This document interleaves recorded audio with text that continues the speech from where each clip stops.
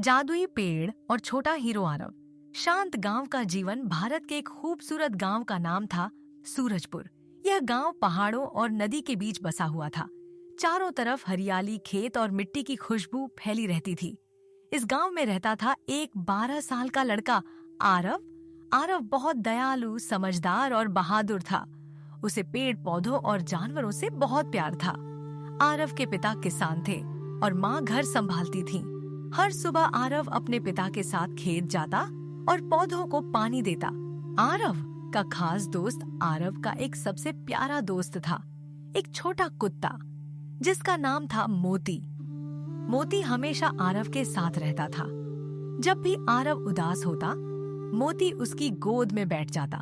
दोनों पूरे गांव में साथ घूमते थे। रहस्यमय जंगल। गांव के पास एक बड़ा जंगल था। गांव वाले कहते थे कि जंगल के अंदर एक जादुई पेड़ है, लेकिन लोग उस जंगल में जाने से डरते थे। आरव को यह कहानी बहुत रोचक लगती थी। अजीब रोशनी। एक रात आरव ने अपने घर की खिड़की से जंगल की तरफ देखा।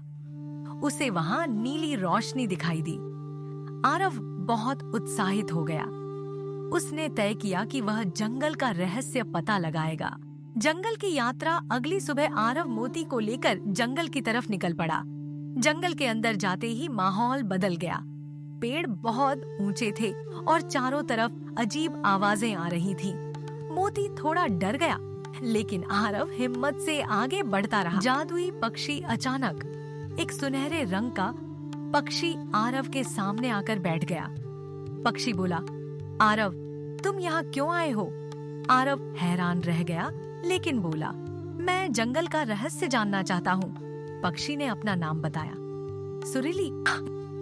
जादुई पेड़ का राज। सुरीली आरव को जंगल के अंदर ले गई। वहाँ एक विशाल पेड़ था जो हल्की रोशनी दे रहा था। सुरीली ने बताया कि यह पेड़ जंगल की जीवन शक्ति है, लेकिन किसी ने इस पेड़ की जादुई शक्ति चुराने की कोशिश की है। खतरे का संकेत। पेड़ धीरे धीरे सूख रहा था। जंगल के जानवर परेशान हो रहे थे। आरव ने तय किया कि वह पेड़ को बचाएगा। जादुई पत्थर की खोज। सुरीली ने बताया कि पेड़ की शक्ति एक जादुई पत्थर से जुड़ी है। पत्थर जंगल के अंदर एक गुफा में छिपा है।